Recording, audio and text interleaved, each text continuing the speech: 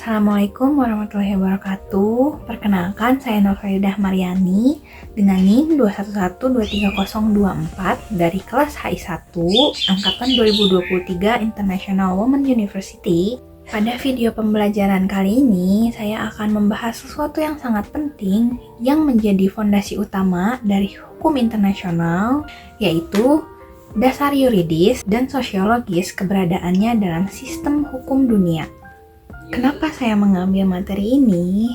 Menurut saya topik ini itu penting karena hukum internasional itu tidak berdiri sendiri.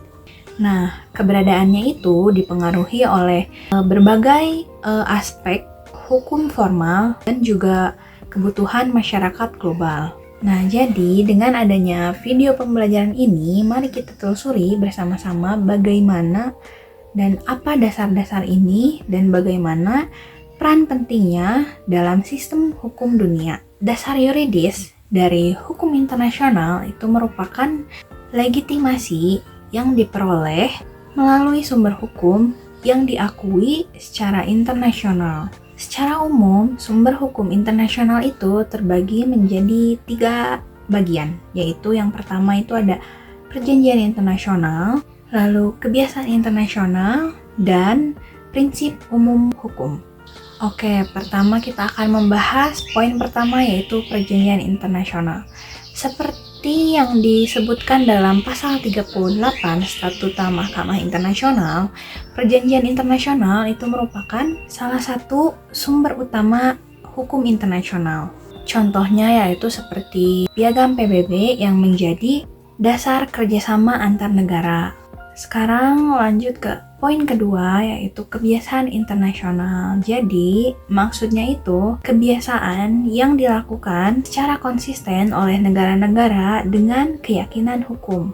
Misalnya, seperti prinsip non-intervensi dalam urusan negara lain. Lalu selanjutnya ada poin ketiga, yaitu prinsip umum hukum, yaitu prinsip yang diakui oleh negara-negara sebagai dasar hukum yang berlaku universal. Nah, jadi dengan adanya legitimasi hukum ini memastikan bahwa hubungan antar negara itu dapat diatur secara adil dan efektif, yang nantinya itu menciptakan stabilitas global. Oke, kalau tadi kita membahas dasar yuridisnya, nah sekarang kita beralih ke dasar sosiologis.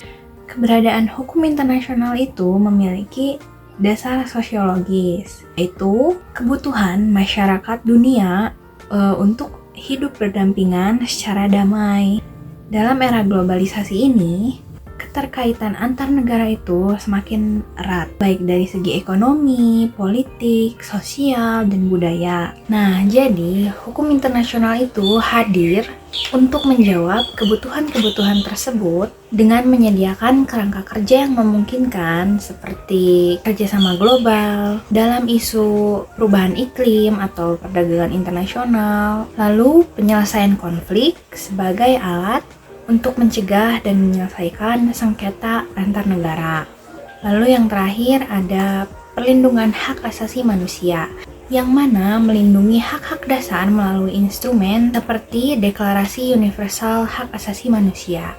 Nah, jadi tanpa adanya hukum internasional itu, dunia ini bisa berada dalam situasi anarki, di mana setiap negara itu akan bertindak sesuai kehendaknya sendiri tanpa ada aturan yang mengikat.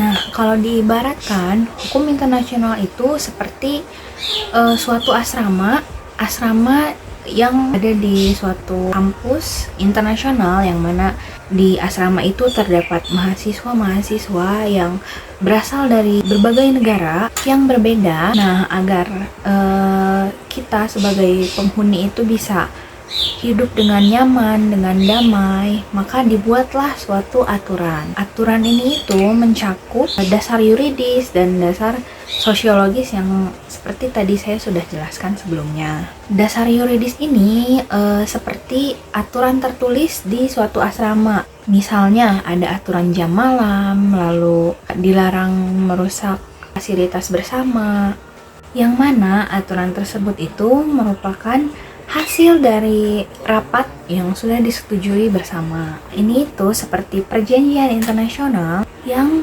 menjadi pedoman hukum bagi semua penghuninya.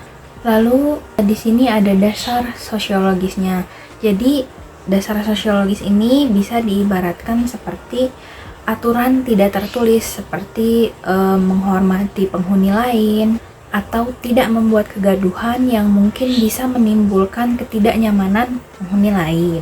Ini itu tidak termasuk ke dalam aturan tertulis karena aturan ini itu tetap dijalankan karena semua orang, semua penghuni itu tahu bahwa hal tersebut itu penting untuk menjaga keharmonisan, untuk menjaga kenyamanan penghuni. Ini itu sama seperti kebiasaan internasional atau kebutuhan sosiologis yang menjadi dasar hukum internasional. Jika salah satu penghuni melanggar aturan-aturan tersebut, maka penghuni lainnya bisa mengingatkan atau mungkin bisa melibatkan penjaga asrama.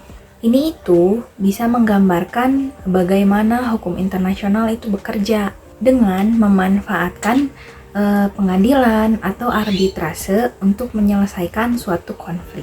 Tanpa adanya aturan-aturan tadi di asrama itu, mungkin asrama itu akan menjadi kacau, penuh konflik, dan juga dihuni dengan keadaan tidak damai. Begitu juga dengan dunia. Jika dunia tanpa hukum internasional, itu maka negara akan bertindak seenaknya yang mungkin bisa menimbulkan suatu kekacauan yang memicu ketegangan, bahkan perang. Sebagai penutup, jadi dasar yuridis dan sosiologis ini memberikan landasan yang kokoh bagi hukum internasional dalam sistem hukum dunia. Dengan adanya dasar ini, hukum internasional dapat menjadi alat untuk menciptakan perdamaian, keadilan, dan juga kerjasama global. Sekian yang bisa saya sampaikan. Mohon maaf apabila terdapat kekurangan dan kesalahan. Saya ucapkan terima kasih kepada penonton semuanya. Wassalamualaikum warahmatullahi wabarakatuh.